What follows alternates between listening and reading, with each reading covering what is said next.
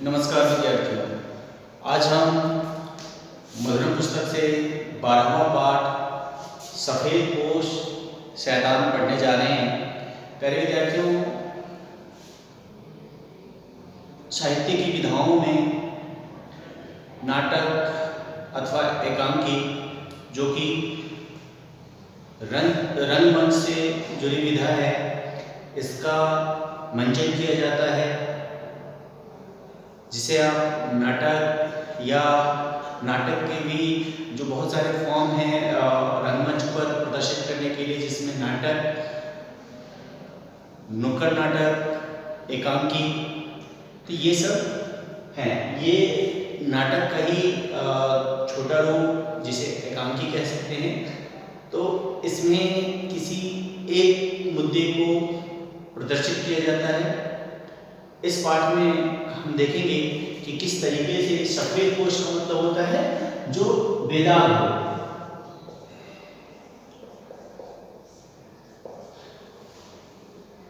लेकिन बहुत सारे ऐसे लोग होते हैं जो बेदाग होते हैं, दिखते तो हैं पर होते नहीं। वो अंदर से कुछ न कुछ गड़बड़ कर रहे होते हैं, गलतियां करते हैं, बुरे काम करते हैं। सभी ऐसा नहीं करते, पर बहुत सारे लोग करते हैं।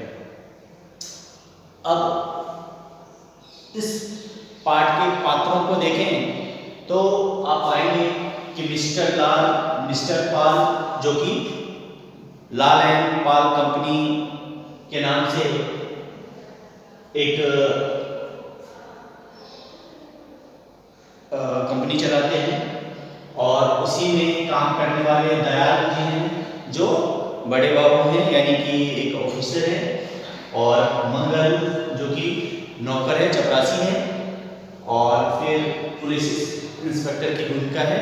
उसमें पुलिस इंस्पेक्टर जब चोरी की बात आती है तो पुलिस इंस्पेक्टर भी उसमें आता है।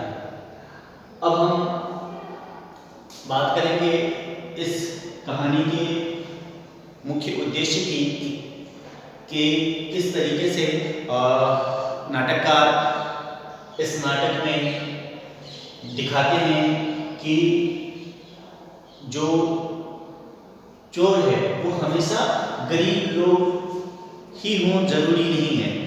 बहुत बार आपको मिलेंगे कि अमीर लोग, जिसके पास किसी चीज़ की कमी नहीं है, हमें ऐसा लगता है, पर उनके नज़रिए से देखो तो उनके पास तो बहुत सारी चीज़ों की कमियां हैं।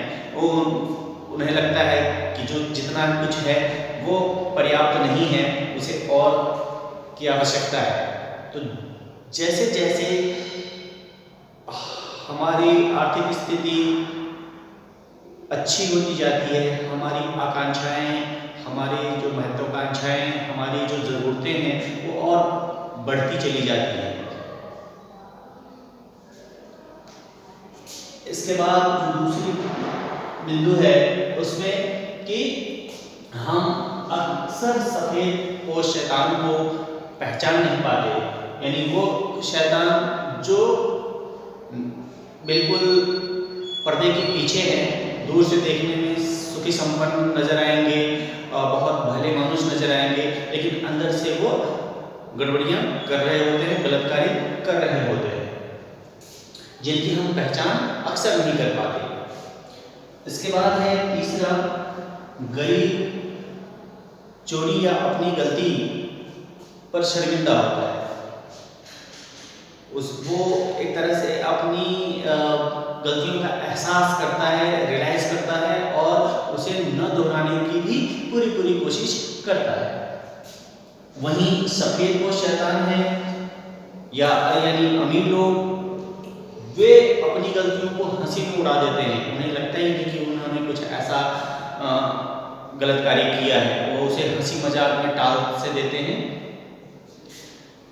और आखिर में इस नाटक के जो मूल उद्देश्य हैं कि ज़्यादातर लोग चोरी या गुनाह या गलतियां वो मजबूरी में करते हैं, परिस्थितियां विकट होती हैं उस समय करते हैं।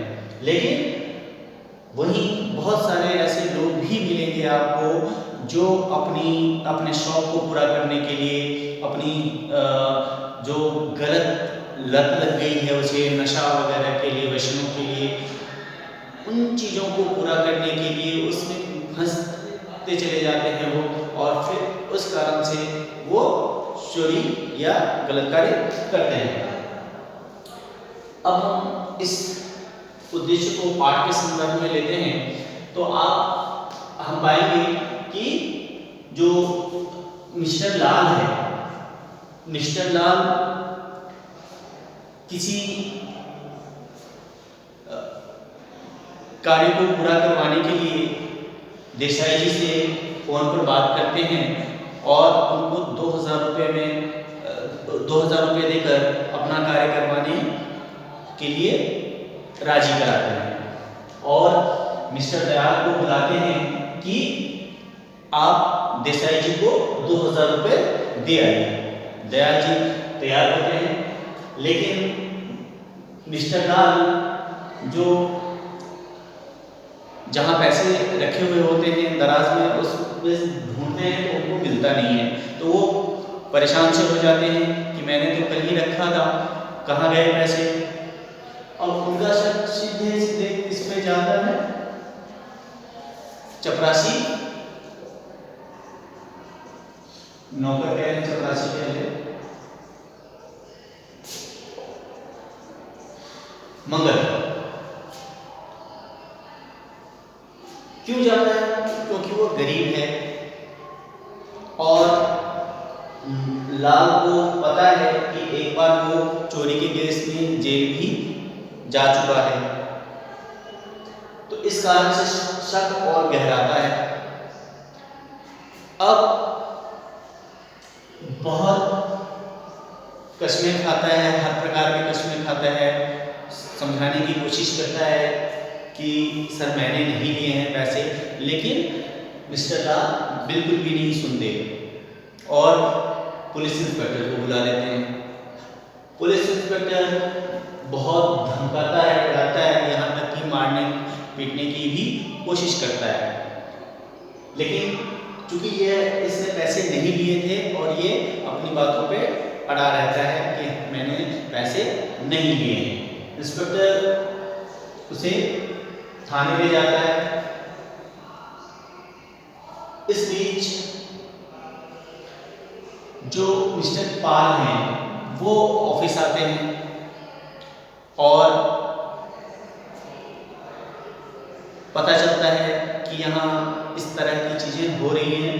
मंगल को पुलिस इंस्पेक्टर थाने ले गए पकड़ के। अब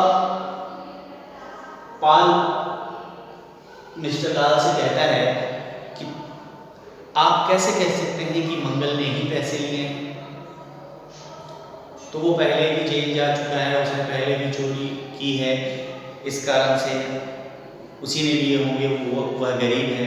तो मिस्टर पाल कहता है ये साक्ष्य तो नहीं है, आप कोई एविडेंस आपका नहीं है, आप सिर्फ इस नाम पर कि पहले कभी उसने चोरी किए थे तो इस बार भी उसी ने किए, ये जरूरी तो नहीं है। मिस्टर लाल कहता है कि आप कहना क्या चाहते हैं? तो मिस्टर पाल कहता है कि हर वक्त गरीब ही चोर हो यह जरूरी नहीं है, कई बार सुखी संपन्न पैसे वाले लोग भी चोरी कर सकते हैं। तब लाल कहता है फिर तो दयाल ने ली होगी, दयाल ने पैसे लिए होंगे, चुराए होंगे। मिस्टर पाल कहता है कि जी नहीं, वो पैसे मैंने चुराए थे। तो लाल को यकीन नहीं होता, वो कहता है कि यह वक्त मजाक करने का नहीं है, वाकई में 2000 रुपये चोरी हुए हैं। पाल कहता है कि मुझे मालूम है क्योंकि वो पैसे मैंने लिए थे। कल रात जो कार्ड खेलने में या यूँ कहें कि जुआ में वो हारते ही चले गए और उन्हें लगा कि इन पैसों को वो ले जाएगा और इससे फिर खेलेगा और जीत जाएगा, वो 2000 रुपये वापस रख देगा। लेकिन ऐसा हुआ नहीं, वो हारे और हारते ही चले गए और इस कारण से वो पैसे नहीं रख पाए। तब लाल को बहुत धक्का लगता है कि ऐसा कैसे कर सकते हो तुम। पाल कहता है कि मजबूरी में मेरे साथ ऐसा हुआ, मैं मजबूर था, मुझे ज़रूरत थी पैसों की तो मैंने लिए, और इस तरीके से कि अब तुम चाहो तो मुझे पुलिस में दे सकते हो। और फिर दोनों हंसते हैं। लाल कहते हैं कि तुम बड़े अलग इंसान निकले, मैं ऐसा नहीं सोच सकता था। पाल कहता है कि तुम भी कौन से दूध के धुले हुए से हो, तुम भी तो ऐसे ही कुछ करते हो। तो इस और फिर दोनों ठहाके लगाकर हंसते हैं। इस हंसी में वे दोनों अपनी अपनी गलतियों को उड़ा देते हैं। लाल पुलिस इंस्पेक्टर को फ़ोन करता है कि आप मंगल को छोड़ दीजिए, पैसे हमारे दूसरे दराज में रखे हुए थे और पैसे मिल गए हैं। तो यहाँ लाल झूठ बोलकर पाल यानी अपने जो बिजनेस पार्टनर है उसको बचा लेता है। प्यारे विद्यार्थियों, आपने देखा कि किस तरीके से दो अमीर मित्र एक दूसरे की गलतियों को छुपाते हैं, एक दूसरे को बचाते हैं। कायदे से मिस्टर पाल को जेल जाना चाहिए था, लेकिन उन्होंने ऐसा नहीं किया। इससे उनकी अमीरियत को, उनकी कंपनी को बदनामी मिलती, उनका आर्थिक नुकसान हो सकता था। इस कारण से दोनों ने एक दूसरे की गलती को छुपा लिया। गलतियां सभी करते हैं, कुछ गलतियां क्षम्य होती हैं, कुछ गलतियां क्षम्य नहीं होती हैं। वह धीरे धीरे उनको प्रोत्साहन मिलता चला जाता है और वो गलती पर गलती करते करते बड़े बड़े गुनाह भी करने लग जाते हैं। प्यारे विद्यार्थियों, गलतियां अनेक प्रकार की होती हैं, लेकिन उसमें जो चोरी की प्रवृत्ति है यह बहुत बुरी है। कई बार आप में से भी कुछ बच्चे अपने छोटी मोटी ज़रूरतों के लिए बिना पूछे अपने माता पिता के रखे हुए पैसे उठा लेते हैं और बताते भी नहीं हैं। तो ये भी एक प्रकार की चोरी है। हाँ, बेशक आपने आवश्यक चीज़ों को खरीदने के लिए ही पैसे लिए हैं, लेकिन चूँकि आपने बिना पूछे लिए हैं इसलिए वह भी गलत है। आप ऐसा ना करें, फिर धीरे धीरे आपकी ये आदत सी बन जाएगी, अरे क्या फ़र्क पड़ता है, ले लिए तो ऐसा नहीं करना है। कभी भी पैसे की ज़रूरत हो या किसी सामान की ज़रूरत हो तो अपने माता पिता को ज़रूर बताएं, उनसे इजाज़त लें, तभी आप वह कार्य करें तो ज़्यादा अच्छा रहेगा। क्योंकि जब वो चीज़ें आपकी आदत में शुमार हो जाएगा और जैसे ही आदत में वो शामिल हो गया तो आपको पता भी नहीं चलेगा कि आप बड़े बड़े जो कारनामे हैं, उल्टे सीधे काम, वो आप कैसे कैसे करने लग गए हैं। बहुत सारे बच्चे हैं जो नशे की लत में फंस से जाते हैं, नशा करने लग जाते हैं और उस नशा को नशा की जो वस्तुएं हैं उसको खरीदने के लिए उनको पैसे की आवश्यकता है, तो इसके लिए पहले वो घर से शुरू करते हैं, घर के बाद वो बाहर भी चोरी करने लग जाते हैं। तो ऐसा बिल्कुल भी नहीं करना है। न तो आप किसी प्रकार के नशे की लत में पड़ें और ना ही इस तरह की चोरी चपाटी में आए। उम्मीद करता हूँ कि यह पाठ आपको समझ में आ गया होगा। प्यारे विद्यार्थियों, आप में से बहुत सारे बच्चे ऐसे हैं जिनको रंगमंच पर, स्टेज पर परफॉर्म करने का बड़ा चाव होता है।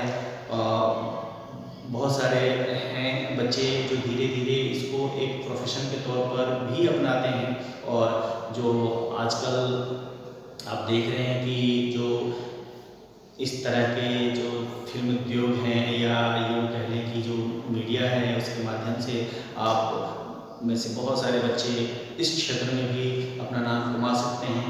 तो आप जो अपने अभिनय का कौशल है उसको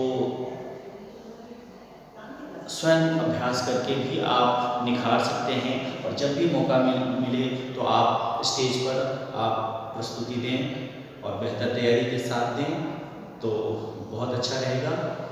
आज के लिए बस इतना ही। इस पाठ से संबंधित किसी भी प्रकार की कोई भी समस्या जिज्ञासा हो तो आप निसंकोच मुझसे पूछ सकते हैं। जय हिंद।